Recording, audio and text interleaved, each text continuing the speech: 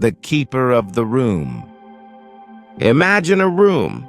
Your room is full, completely full, and someone is standing at the door holding something beautiful, but there is no space left to let it in. That room is your life.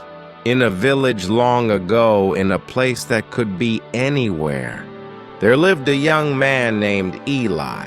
Eli was not lazy. He was not a failure. In fact, Eli was one of the most committed people in the village. He said yes to everything, and every single year, he finished less than the year before. We have all heard it: never give up, stay the course, winners never quit. But here is what no one tells you.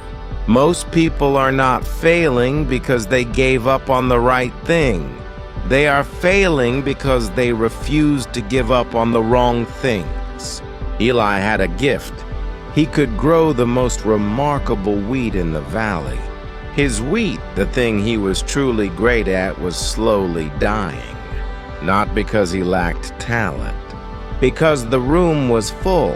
One day, a traveling merchant passed through the village. She was old.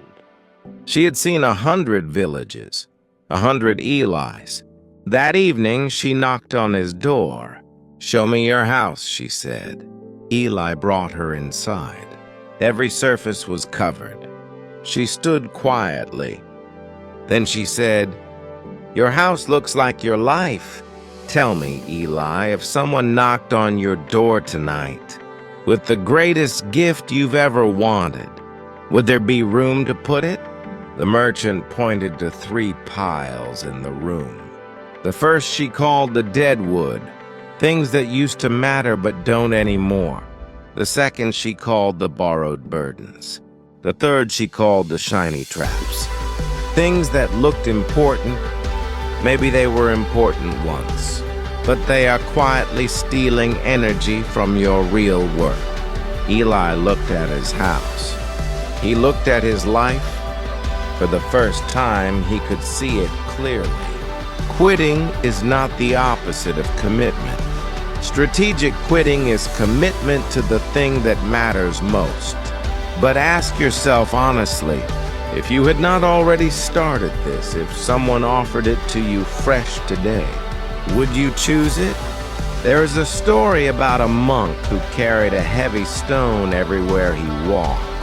Sometimes the only thing standing between you and freedom is the permission to set the stone down. The merchant gave Eli a method before she left. She said, first, write everything in the room. Every commitment, every habit, every half-promise. Get it out of your head and onto paper. Second, for each thing on your list, ask one question only. If I did not already have this, would I choose it today? Right now, today, would you choose it? If the answer is no, you have found something to release. Third, sort what remains into the 3 piles. Dead wood, borrowed burdens, shiny traps. Fourth, quit one thing this week. Only one. Send the message. Make the call.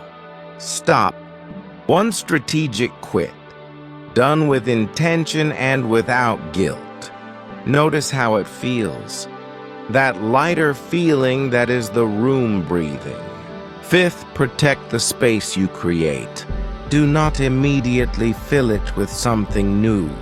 Let it be empty for a while, because that empty space, that is where your real work will grow. The merchant left Eli with one last image. She picked up a lump of river clay from the ground. She said, "This is you." Not because you have no value, but because everything is stuck to you. The diamond inside does not appear by adding more. It appears by removing what does not belong. Every commitment you release, every borrowed burden you set down, is not you becoming less. At harvest that year, Eli's wheat was extraordinary. Not because he worked harder, because he finally had the room to work well. So here is my question for you. What is your wheat? And what is quietly taking up the space it deserves? Go to the comments. Write down one thing you are going to strategically quit this week. Just one. Name it. The checklist in the description below will walk you through the next 30 days. If this story helped you, subscribe, because every week we tell stories like this one. Thank you for being here.